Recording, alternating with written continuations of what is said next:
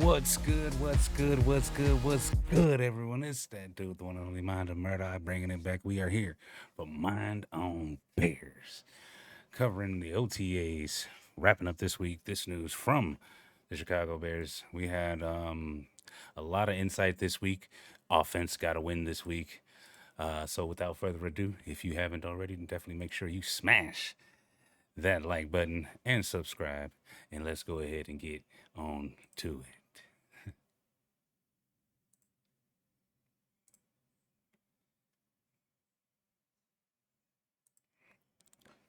So this week we had a lot of things going on. Offense won the day. At first, defense was killing. Defense was destroying. It had everything to do with the success for the Bears. This OTAs, they had 7 practices down as of yesterday, and the Bears were, like any team that hasn't had a successful offense, struggling. For the lack of a better word. And apparently, the offense won the day yesterday. Caleb Williams dropped a couple dimes in there. They did, have a few interceptions, but given the passing game is doing a lot more, we're definitely expecting the Bears to actually, not the Bears, not just the Bears, but Caleb himself to actually have more errors than, you know, good things going on. Just because he's cleaning up during this off season to then get into the season and really ramp things up for training camp.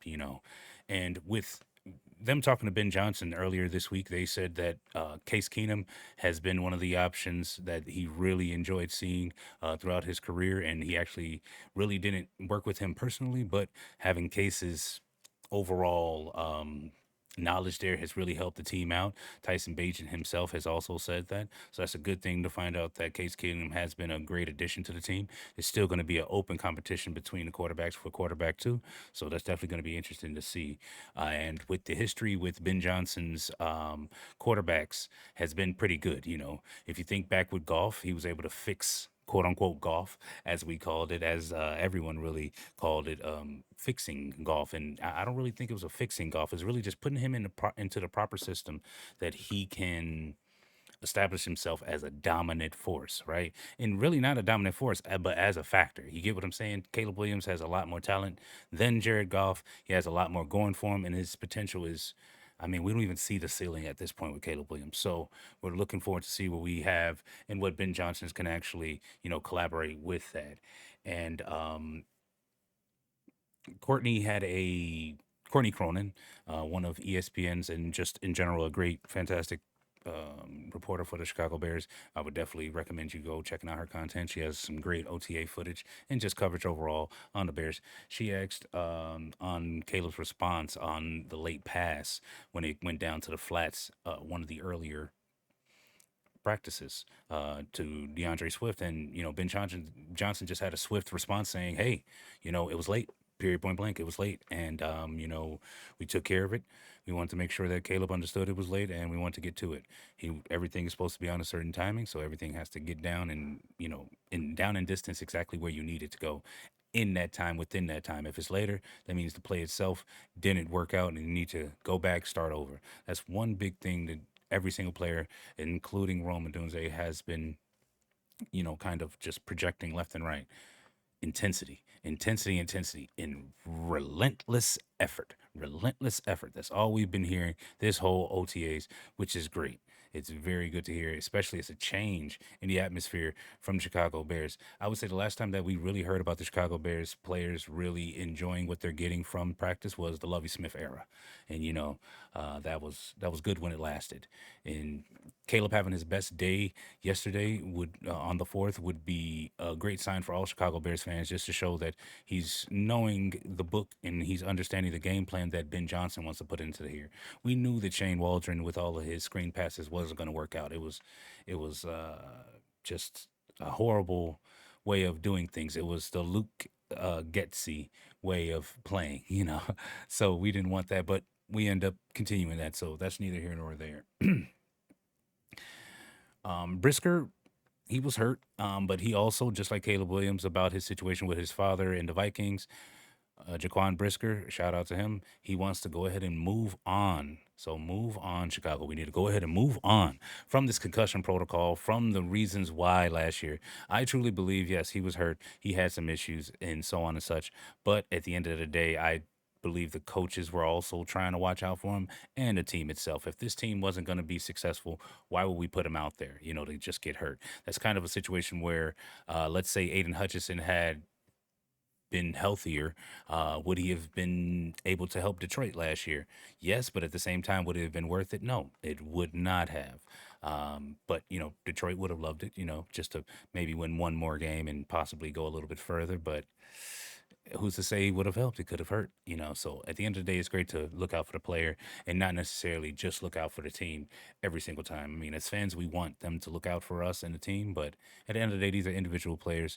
They have their youth about them, and they want to make sure that they thrive just as well. The practice speed this week was one of the topics. The speed itself was not good at first. They want to make sure that it's up tempo. They want everyone to be a lot more structured, a lot more locked in. And today, apparently, they got more locked in from them. You have Rome speaking on the subject of the intensity of things, as I stated earlier, and it makes me understand as a Bears fan that we're getting the point. Finally. Just DJ Moore earlier this week stated himself when they talked about his demeanor and his mood. He said, "I got it. I understand. I know the point. It happened once. We nipped it in the butt. Never happened again. That's it. They nipped it in the butt, and it never happened again." So that's something that I'm looking forward to seeing with the rest of the team, that when they're fixing those errors, yeah, they're going back at each and every era, but when they're going back at each and every era that they're having, those errors never again arise, so that when the real game comes, training camp down the line, and then preseason, we can see that product and really thrive within that product. That'd be very nice. um, DeAndre Swift later on this week, earlier this week, I should say, apparently he's showing a lot of drive out there on the field. He's definitely showing a lot of pop, a lot of bounce, and him working with Ben Johnson seems like it might be a resurgence for him. DeAndre Swift, myself, I would have to say, I would have to take off some of that pepper that I put on him for last season, just because DeAndre Swift didn't actually deserve it, just like Caleb didn't deserve it. Um, if you're not comfortable in that line that's actually protecting you, why would you even run through that line? And then at the end of the day, if you're running in the back of certain offensive linemen, so on and such, it could have been that Swift was expecting for those holes to be open, so on and such, and they just weren't. So he had his head down, going through where he believed the hole would be. The hole wasn't there, so on and such. So we don't know. Neither here nor there. I'm going to go ahead and give Swift his due diligence and just hope that, this game plan works out for him and Cal Monungai at the end of the day, because he has actually been showing up to, as of OTAs today. Monungai has been showing why he's a great asset as a seventh round overall pick. Running backs have shown that they are very, I wouldn't say easy, but they're a great asset lower later on in the draft. Especially me myself, I've looked at Cal Monungai and I said, well, Cal Monungai was in a different conference, right? So I understand this. But for the sake of just this simple comparison, Monungai never fumbled, and Ashton Genty fumbled, I believe 7 to 8 times, something like that. So there's a big difference in that. So if you're looking for certain consistency in certain stats, you're looking for a certain consistency in, that player being worth your effort, then yeah, I would probably be much more happy with Cal Monungai. So Bears fans, definitely be happy for that. The Chicago Bears had one of the worst Chicago offensive lines, period, point blank. And how do we know that? Caleb Williams was hit 16 times more than any other quarterback in the league. 16 times more than any other quarterback. He was the most hit in the league, and he was a rookie.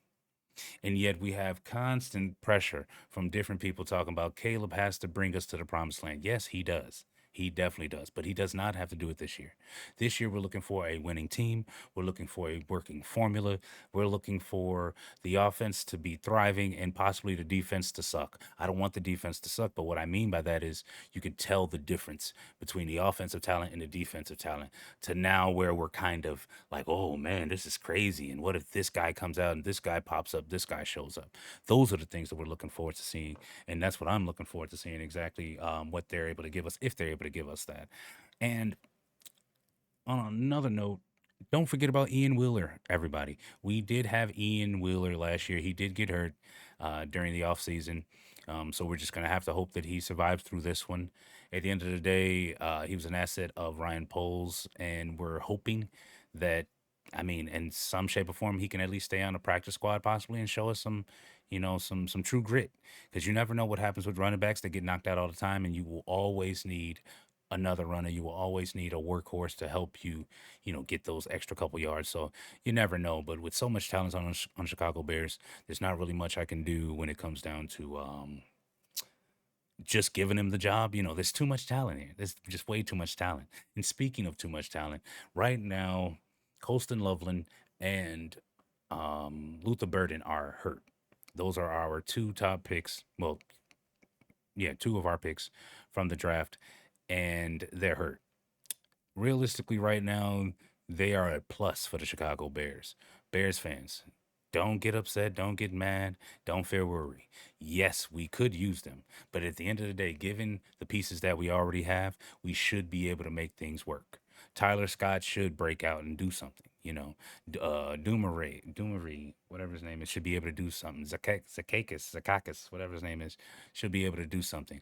So we're just looking for team in general to be in sync overall. That's also a statement that Ben Johnson said. This team isn't necessarily there just yet. We're not playoff ready. We're not TV ready. And I understand what he's saying. He's saying it doesn't look the best. He wants it to look much more. Um, he has an idea for the team. And if this team gets that idea off, then we'll make more of a benefit, more of a drive as a team in his eyes overall. Because if we're looking for that offensive mindset from him as a coach, then we have to look for his vision and not our vision as fans. Because our vision as fans can be completely different.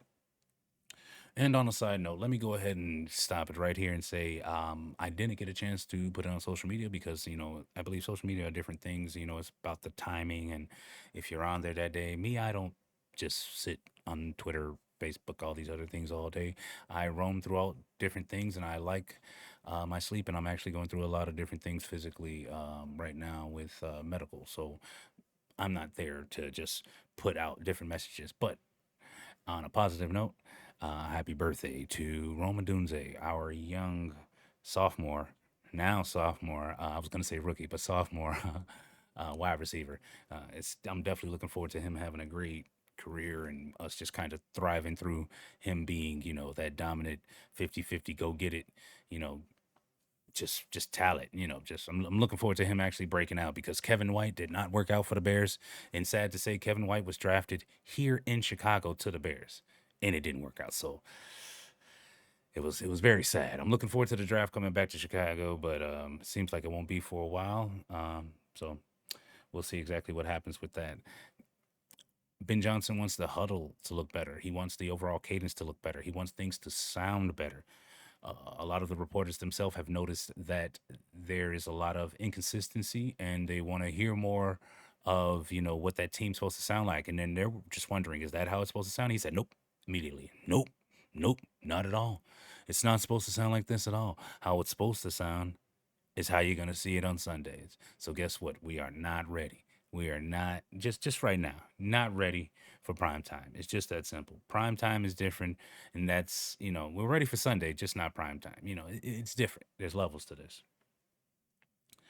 Um, DJ Moore had an interview also earlier this week, speaking on his usefulness, speaking on his difference between his production last year to this year, and overall, he says he doesn't know.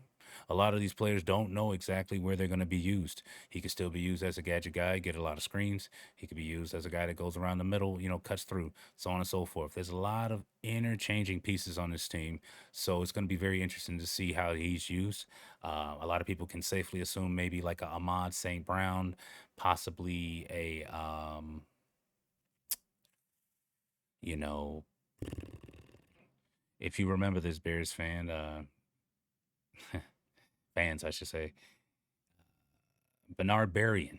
Do you remember Bernard Berrien? How he was used back in the day? No, it wasn't really that great. But think about that. Bernard Berrien.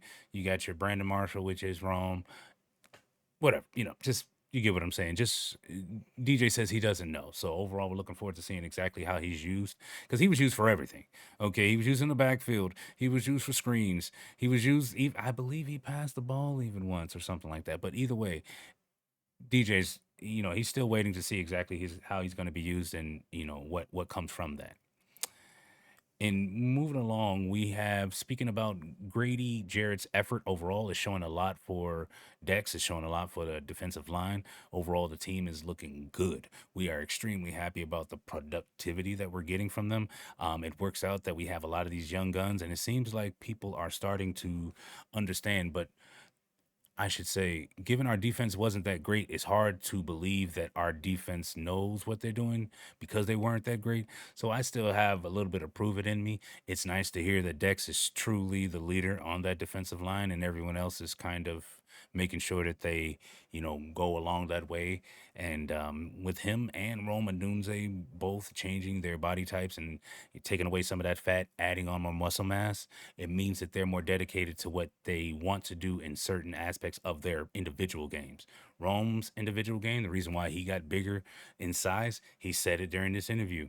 He said, hey, the hands, the fighting, I know I got to get past people a little bit more. The strength and stuff like that need to get, better. So that's what he's doing because he already has the route running. So, we're definitely looking forward to seeing exactly how that works out for him. And the overall atmosphere has been Ben Johnson is extremely serious. And I've been loving hearing that. Everyone's like, yeah, you might see something on TV, you might see this, that, but he throws that shit straight out the window, which is great to hear. You don't want to have it that one person has a personality for everybody, because at the end of the day, that means you're not treating anyone special. Everyone should be treated special in some sorts of ways, right? Just a little bit, just a little bit. Not necessarily different, but special, right? So when you're speaking to players, it should be different how you speak to your family, which should be the difference in how you speak to, random individuals outside, right? It's a maturity thing. If people aren't mature in life, they don't understand that there's levels. So then, they're kind of stuck in treating everybody one way, or they treat the wrong people the wrong way, and then they kind of just like oops everything until they're alone. You don't want that. You want to make sure that you can at least properly understand that if you are alone currently as a player, as a regular person in general, that you can obtain the things that you want in life as long as you're still focused. Me myself still focused on those things, and that means you can still attain those things. You get what I'm saying? So Rome understands that. Andrew Billings and understands that, and Javon Dexter. From what we've seen, their body types overall, they understand that we have to improve ourselves also with the team so that we can understand that it's not just about us individually, but if we show that individually we improve, the team itself can improve, which is going to be a great thing. DeAndre Swift doesn't have any issues whatsoever with competition, so I'm looking forward to seeing exactly how that works out. He has Kyle Monungai out there. He's got Travis Hunter out there. He's got a lot of different players to worry about. I mean, I can see us just switching possibly Roshan over to fullback just to keep him on the team because he's an early prospect from um, Ryan Poles, era. But at the end of the day, what I've said strongly about this whole team with Ben Johnson is this is Ben Johnson's team. Okay, so anything that Matt Eberflus or anyone else has brought into this team could be trash, could be just horrible, and we have to understand that as fans. We have to understand that possibly this last regime that just built this team behind didn't know what they were doing, didn't understand the infrastructure of a team, and so on and such. But they lucked into certain pieces like Caleb Williams. They lucked into a piece like Justin Fields. They looked into pieces like Rome. But at the end of the day, what they've actually done is they just got pieces, but they've never built a team. And that's something that national media has been saying. So at the end of the day, now we see that Ben Johnson has more of a clear cut mindset. He knows exactly what he wants from different teams. I'm not teams, different players. Every single position player understands Ben Johnson wants them to improve within their team, within the infrastructure, and then we'll just have this thing going. Because guess what? If one person eats, we all eat. Because the team's success is our success. Period. Point blank. He understands how you got there.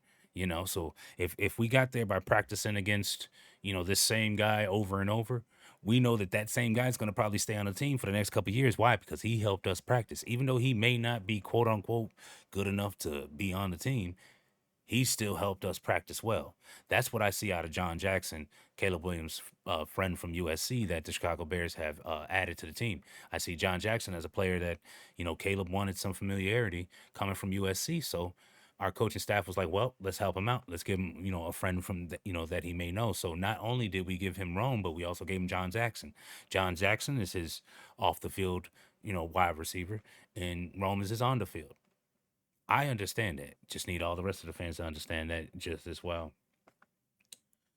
Our tight end room right now, if you look at it, is one of the best, period, point blank.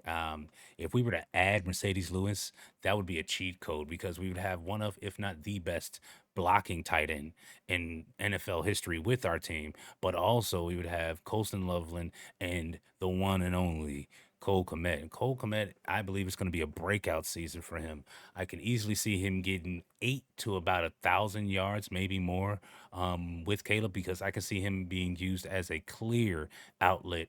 And I see Ben Johnson truly telling Caleb to, hey, look, I understand you want more, but you got Cole Komet right there.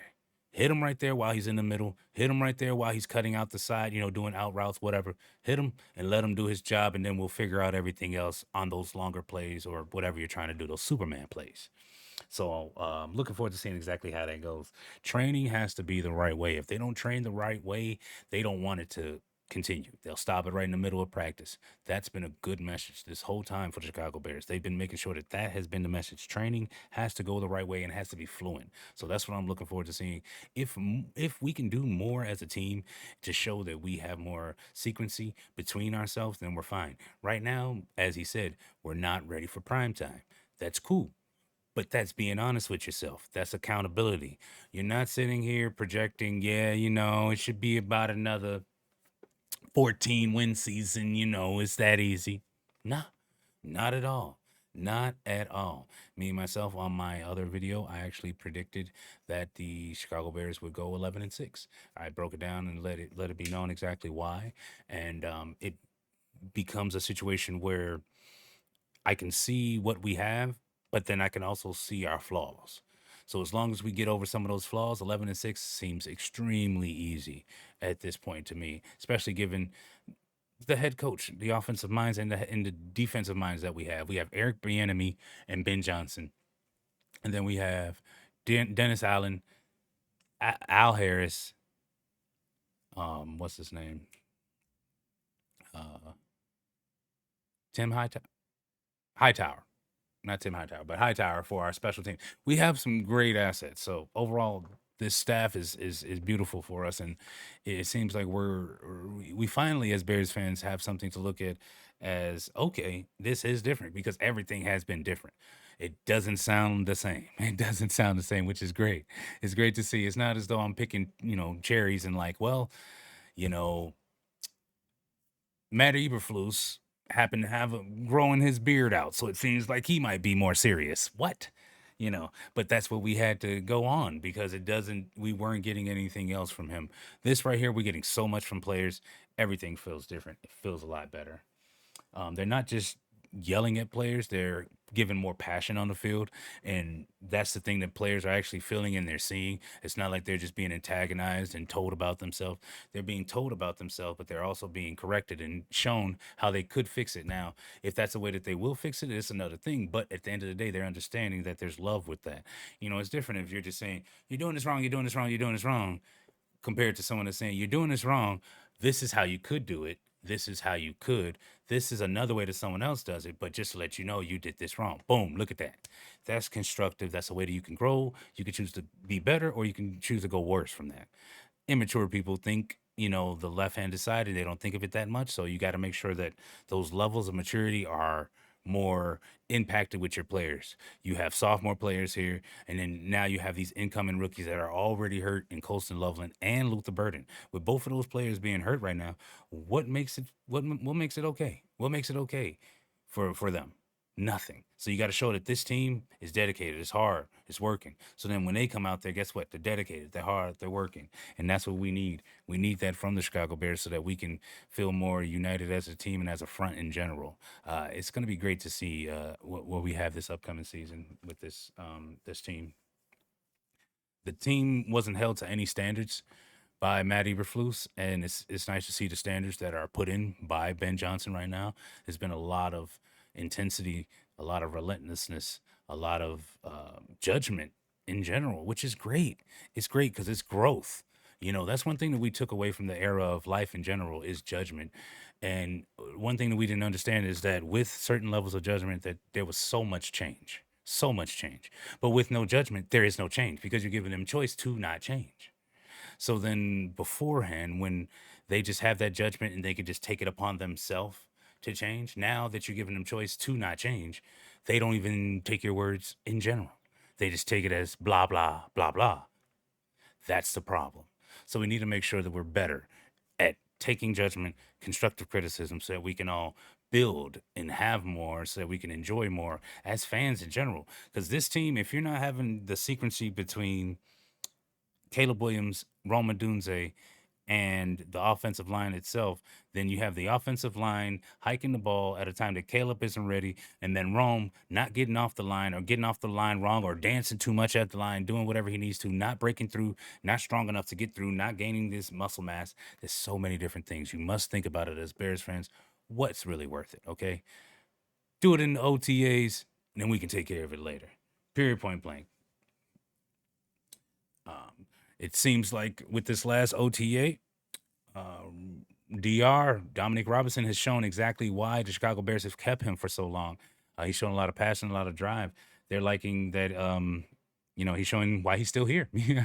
And that's good to know as a Bears fan that, on some sense, Ryan Poles wasn't keeping Robinson uh, for shits and giggles.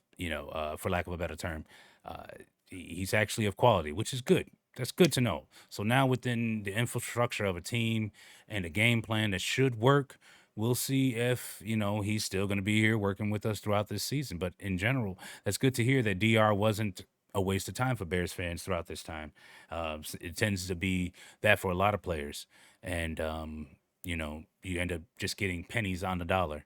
Speaking of pennies on the dollar, you have players like Grady Jarrett that's already bringing that competition to the line. As I stated earlier, a lot of players are loving that veteran presence that you get from Grady Jarrett and Montez Sweat. But with Montez Sweat and Grady Jarrett there, these younger players get to establish themselves, kind of like, all right, old head, you cool and all, but watch this, and do what they want to do, and kind of establish themselves. And then since they're on the same team, that old head mentality isn't took as an insult. It's took constructively as, you're respecting me and my right of being who I am and my knowledge. But then you're also saying that, quote unquote, step aside, you want to show me something, and then that friendly competition goes, that generational friendly competition goes between players, which you always love to see on a young team such as this. The D line becomes extremely interchangeable with players like Turner on the team right now, Grady, uh, even Pickens at some point. He may even work out. I don't know if he's still actively on the roster right now. I'm trying to remember offhand, but just in general, it looks like our defensive line is something that's going to be solid. We do have Andrew Billings back, which is a great thing to see. He's not injured, and it looks like he hasn't messed up either. The reporters asked him earlier today if how did things go? What exactly happened?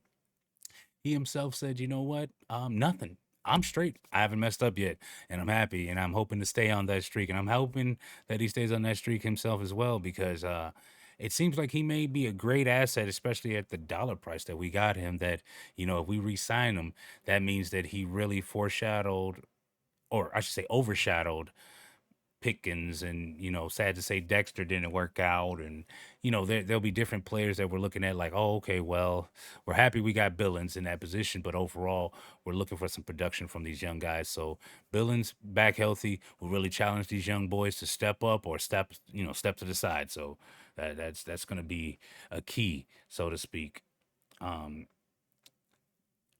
when it comes down to the players.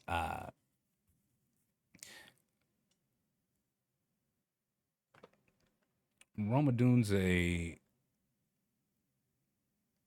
had his own mindset and concept when it came down to Caleb's challenges. And he just said, it's a lot to go through as a quarterback. Quarterbacks have to look at plays and different plays that do work, different systems, different coaching, different changes within that. And then also worry about the personal scrutiny that they go through for being responsible for the whole team itself.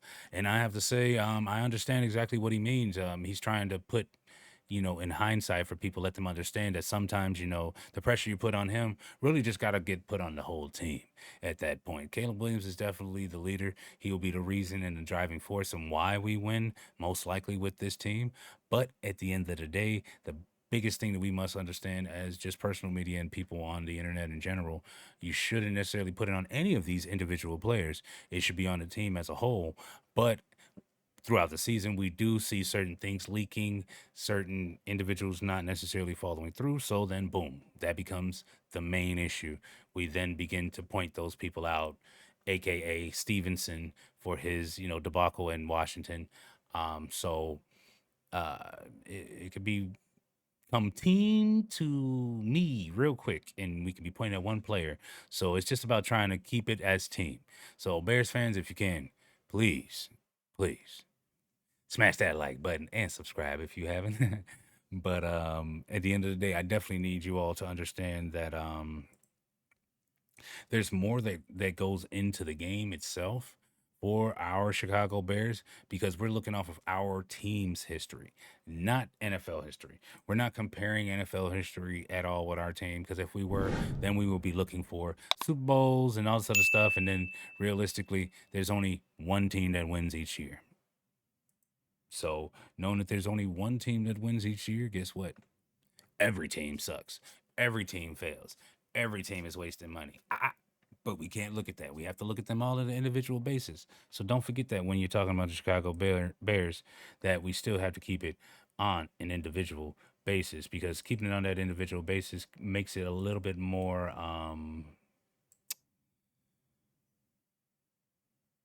worth the debate, because if we're just talking about the team as a whole, we're talking about team histories and stuff like that.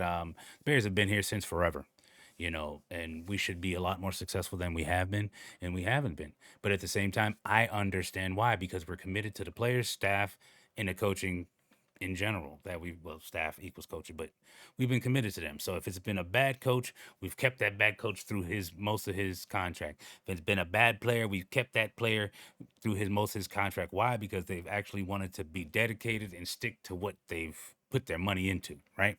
Other teams within that time span, unlike the Bears, have given up on players, thrown money to the wind, so on and so forth.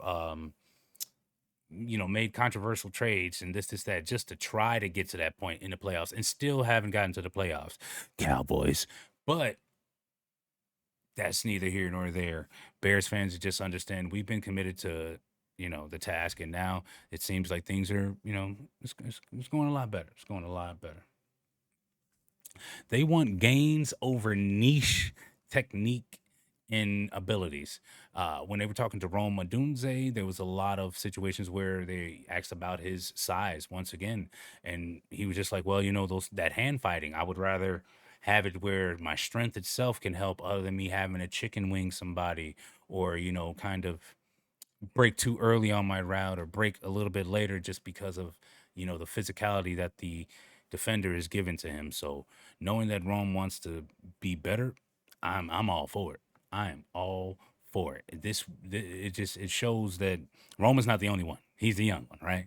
So that means all these other players, Luther Burden, so on and so forth, everyone after him and before him, are gonna see that he's leading by example. And if you want to be here, you want to get on this team, you want to do what you need to do, that's what you got to do. I can easily see the Chicago Bears being a team that everybody wants to go to after a few prove it years, maybe this year and next year. And then everyone wants to come here because they're like, oh, Ben Johnson, Caleb Williams, I want to work with those guys. And then we'll see where it goes from there on the team's success overall. Um, One of the biggest things that they stressed during the OTAs is putting in the work, even though it's optional. These are optional, and every single player, including Roman Dunze, understood that, hey, guess what? Even though it's optional, put that work in. Come here and show it. Ben Johnson stressed out that guess what? We need to make sure you're prepared now. Training camp isn't to get prepared. You should be prepared for training camp. And then you move on, so on and so forth. Especially for a team that's not that successful. I will be completely honest. If your team hasn't been as successful as it needs to be, guess what? It's not about coming to training camp and then getting right. You should be right the whole time. You should be one of those players. All these players on the Chicago Bears should be trying to make a name for themselves and the Bears. Period. Point blank. Period. Point blank. And not even for themselves, for the Bears. Why? Because that stands longer. Chicago loves their players, and we will love you back just as much. So it doesn't even have to be about you as a player here in Chicago. It doesn't even have to be about you. It could be about the team, and we, the fan base, will love you. Period. Point blank. Because that's what we've shown to do. That's just what we do. And